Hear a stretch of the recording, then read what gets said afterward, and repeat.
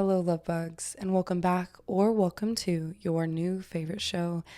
This is Dear X One Last Thing. Not only your entertainment, but your confidant, your friend, your diary even. Let me remind you that the show is here for you. Without you, there is no show.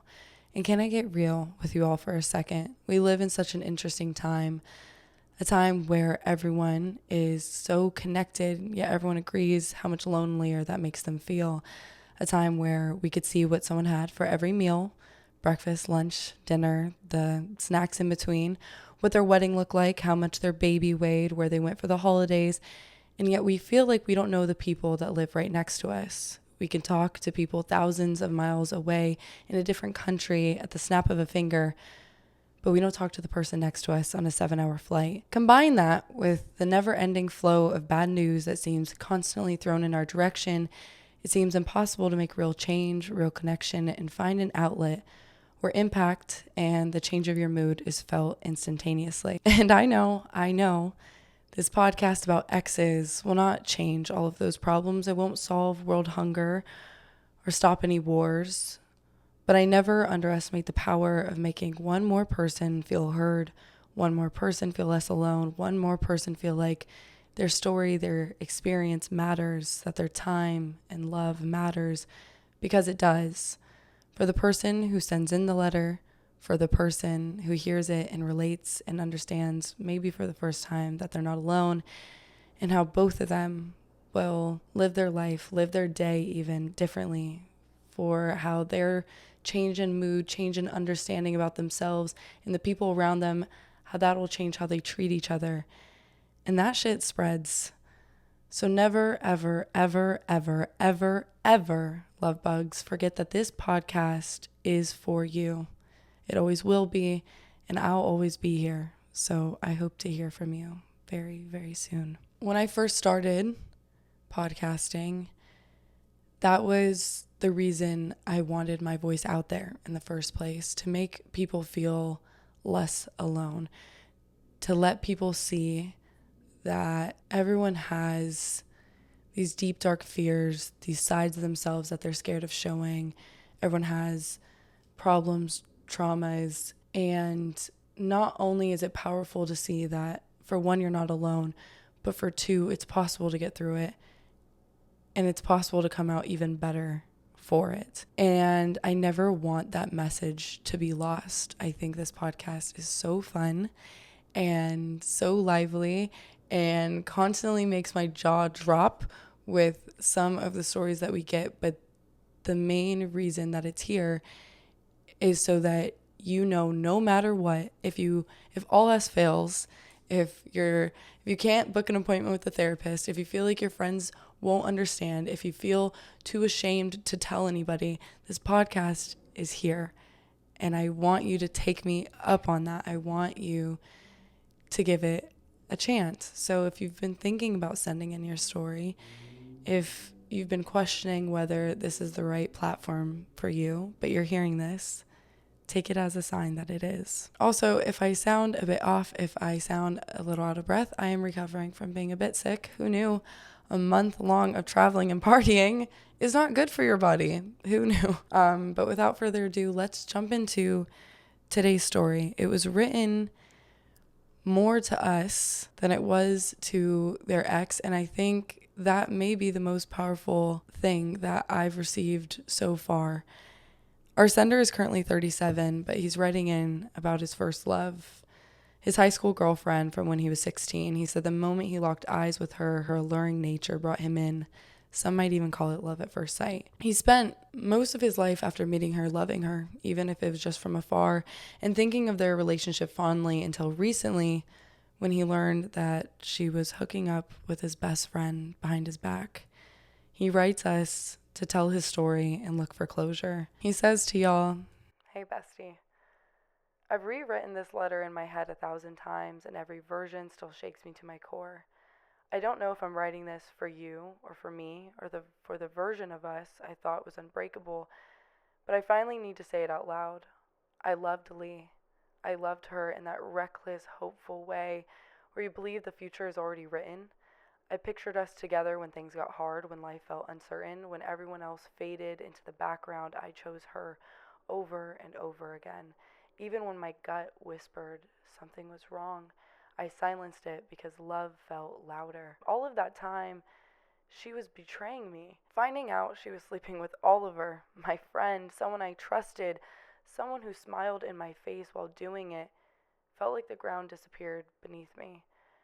It wasn't just the cheating, it was the double wound, a quiet conspiracy carried out behind my back while I was still showing up with honesty, with loyalty, with love. Do you know what hurts the most? It wasn't the act itself, it was the ease of it, the lies told so casually, the way I was made to feel crazy for loving her as deeply as I did while she was giving parts of herself away to someone who never earned them. I gave her my heart when I had very little else to give. I believed in us when I had every reason not to, and to realize that while I was dreaming of a future, she was actively dismantling it. It shattered something in me, and I'm still trying to piece it back together. I'm not writing this for revenge. I'm not writing this to be dramatic, though God knows the story sounds like one. I'm writing this because I need closure. I need the truth to exist outside my head. I need to stop carrying this like it's my shame when it was never my betrayal. I loved her. I wanted us to be together. I fought for something real while she was choosing something easy and secret. And I need you to know that the hurt that I carry isn't weakness. It's proof that I was sincere. I'm learning how to let go. But letting go doesn't mean pretending it didn't matter. It mattered. She mattered. And what they did broke something sacred. I'm trying to heal. I'm trying to forgive, not for them, but for myself.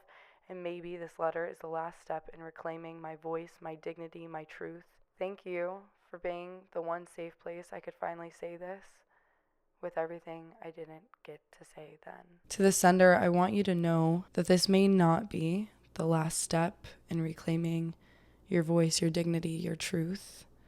I can't promise you that you won't still get those random pains from the heartbreak. I can't promise you that trusting your next girlfriend, your next lover will be easy. I can't promise you that you won't question some of your friends and that the memories still won't bring you pain. But this does mark the beginning of something, and you choose what that something is. This letter marks the beginning of the unfair blame that you put on yourself. It marks the end of needing forgiveness. It marks the end of feeling like you're to blame for loving someone sincerely, truthfully, for feeling stupid, for doing the right thing. I encounter this with so many people that have been cheated on. I've been cheated on.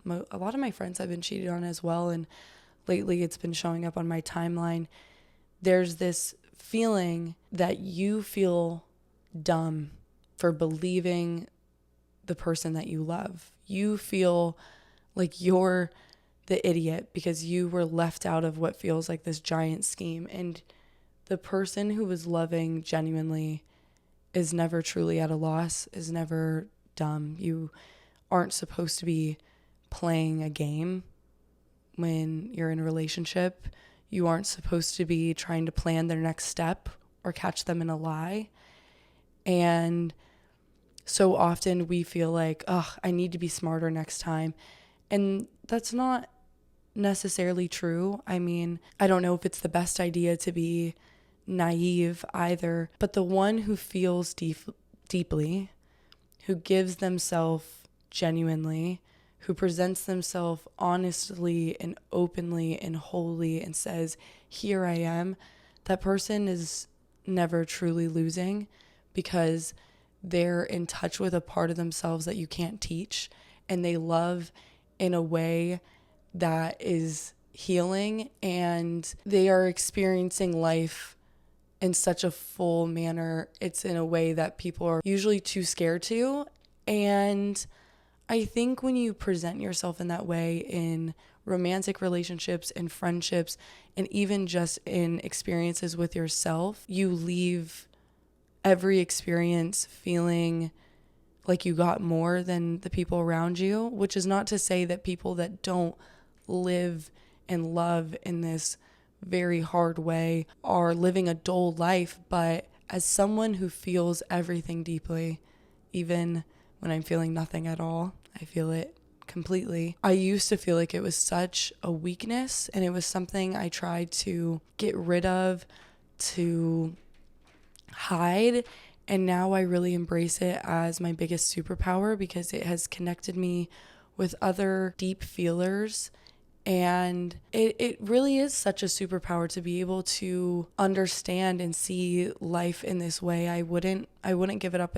I wouldn't give it up for the world, and I wouldn't want to live life any other way. And so I hope that in sending in this letter, you can embrace that part of yourself and know that there are people out there that will love you for that quality, that will choose you for that quality, that will cherish you for that quality, and they will choose you over and over and over the same way that you were doing for her. To the sender, first of all, I want to say thank you also for your beautiful words, for sharing your story, for that message, for giving me an opportunity to talk about this, because I feel like this topic has been on my mind for a very long time, and I haven't had a story where I could divulge in this way. To the listeners, nothing else was given. Whatever I told you is all that I know.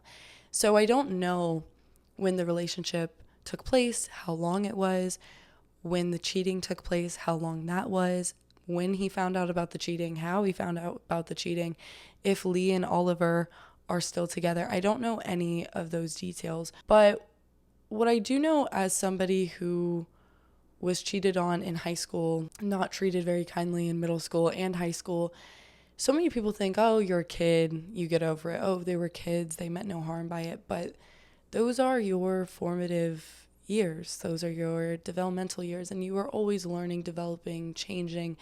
But those years are crucial, and it changes your outlook on love and on people and on trust. And so whether this cheating did happen in high school or happened later, hurt is hurt. Wounds are wounds. It was you then, it's you now. To me, it's kind of all the same. I do think that at some point in life, we have to understand we can't change what happened by hurting over it. We don't need proof that it was wrong. I think sometimes we feel like if we get over it, if we show people we're okay, if we stop talking about it, then it means that it didn't matter. And so we kind of cut ourselves open over and over to show how much it hurt ourselves, when really the only person who's hurting that much is going to be you.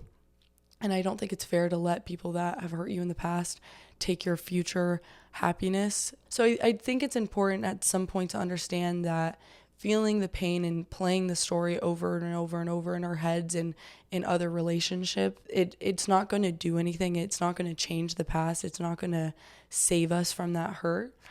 But I'm not in agreement with the people that tell you to just get over it either. I know personally how much it causes you to question your gut and your choice of character and, your worthiness of love. And so I truly, truly hope that this sender finds what he needs from this, gets what he needs from this, gets the healing that maybe will cause him to be able to just let this go. And I think he said a line that really stuck with me the first time I read this. He said, "I need the truth to exist outside my head." That, for me, just did it, because I think it's so easy to feel alone when something like this happens to you, because it's almost like people give you an invisible parameter of time that you're allowed to have certain stages of mourning and grieving. In the beginning, everyone expects you to cry or be crazy or to talk about all the time.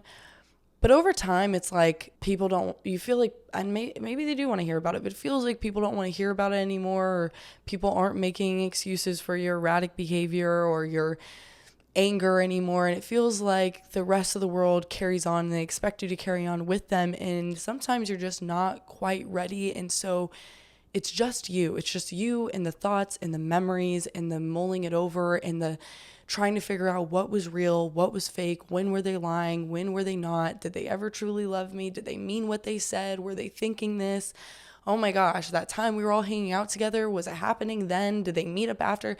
And it's just like this snowball effect of just all this stuff, and it's like it gets in the way of trying to think and do anything else. And it's like that time when you're able to just say it freely without judgment, it's like a breath of fresh air, and it's like it clears all of it. And when it's just out in the open and it's there, it's like you could just finally let it be.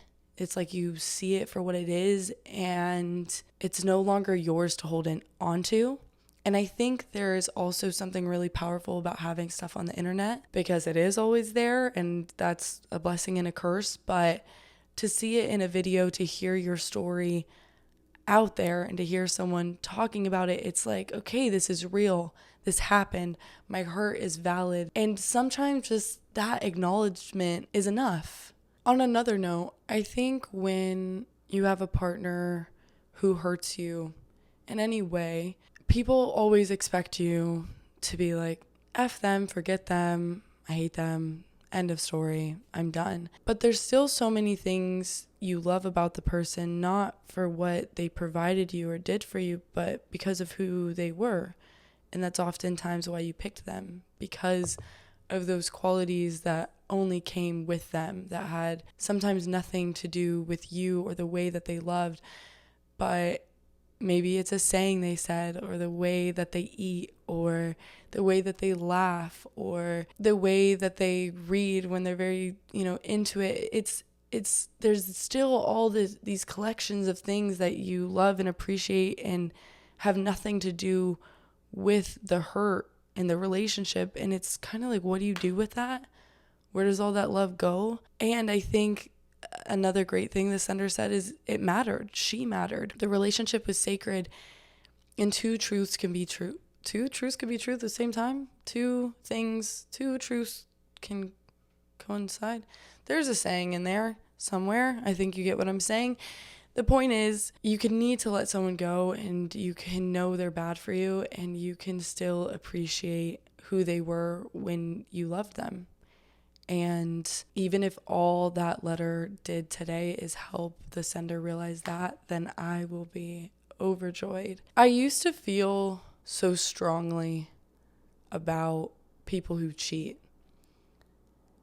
I used to almost view them in a subhuman way because of the effect it has on the partner. I watched a clip from the relationship therapist today where a woman said when she found out her husband was cheating, it sent her into outpatient psychiatric therapy, and it left her not being able to work for 3 months because it made her question everything she thought she knew about herself and her life and the partner she had chosen, her husband. And I used to just feel like these people were these like sinister, sadist individuals, and I now realize it's so much more complex than that. And I'm not trying to make excuses for anyone that's cheated on their partner, but what I want to say is, and I hope the sender has realized this by now, I don't know if it makes it better or worse, but it does have nothing to do with you. There isn't a way that you could have been good enough to prevent it from happening, and even if she were to never cheat again, it's still not your fault. I know that's kind of a double-edged sword, because if it means there's nothing you could have done about it, then how do you prevent it in the future? How do you stop yourself from feeling the pain in the future? If it means there's nothing you could have done about it, that just mean that you weren't important, that she didn't think about you? So two things. We can never really stop anything in a relationship from happening in the future. We can try, but the whole thing is a relationship is with another person, and you can't control another person, and that's just the risk that we take. But that's also the beautiful part of it, that we could be so surprised by the love that someone else shares us, by the experiences that they give us. If we were able to control everything in a relationship, there would be no surprises, there would be no grand gestures of love, there would be no newness, and that just doesn't sound like something that would be enjoyable. The other part is, I know with certainty that the people who cheat are not subhuman. They are complex individuals, and someone could argue with me on this, but I wouldn't even say that cheating means that she didn't love you or she didn't find you important. It just means that she had bigger issues or different issues, and this is the way that they express themselves in the relationship. That doesn't mean that the pain is okay or that, she's absent from the hurt that she caused or, should be without consequence. I guess all that I'm saying is please, please, please, please, please, please don't beat yourself up and don't lose hope. In love, don't lose hope. In humanity, don't lose hope in women. And I hope that this could give you everything that you're searching for. If you liked this letter, listeners, please go ahead, leave a like, leave a share, comment, follow along for more. If you are interested in sending in a letter of your own, please visit the link in the caption below. If you're on Instagram, the link in bio. And like I said earlier, I would love to hear from you. I need you. And I guess that wraps it up for today. Thank you so much for listening. Thank you for being here. I hope that you have a beautiful and wonderful June. And I will talk to you very, very, very, very soon. Love, Mia Rose.